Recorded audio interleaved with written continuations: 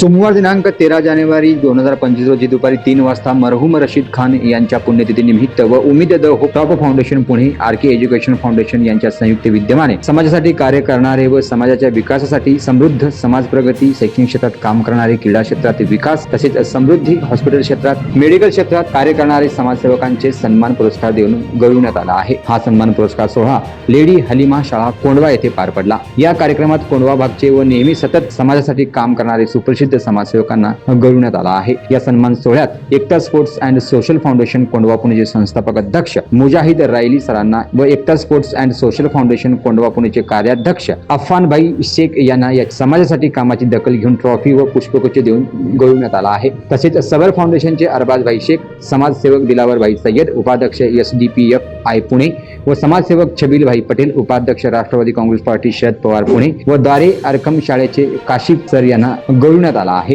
या कार्यक्रमात प्रमुख उपस्थिती काशिफ भाई सय्यद, तबस्सुम शेख मॅडम, संस्थापक अध्यक्ष R K. Education foundation Pune, Zakia Khanam madam, कार्यकारिणी अध्यक्ष टॉप फाउंडेशन पुणे, नाशिर शेख, उपाध्यक्ष टॉप फाउंडेशन पुणे, फैजल भाई उपस्थित होते। या कार्यक्रमात मोठ्या संख्येने विद्यार्थी, विद्यार्थिनी व शिक्षक शिक्षिका मोठ्या संख्येने उपस्थित राहून या कार्यक्रमाची शोभा वाढवली। सन्मान सोहळा कार्यक्रमाचे सूत्रसंचालन शादुल सरांनी खूप चांगल्या प्रमाणे केलं। फैजल भाई यांनी सगळ्यांचे आभार मानला आहे। Bureau report, Lokpradhan news, Solapur.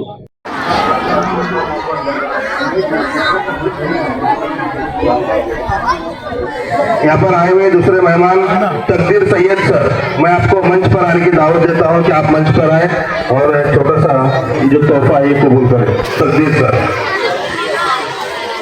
यहाँ पर अफान शेख साहब जो मेडिकल फील्ड से बिलोंग करते हैं, उनके यहाँ पर सत्कार हो रहा है।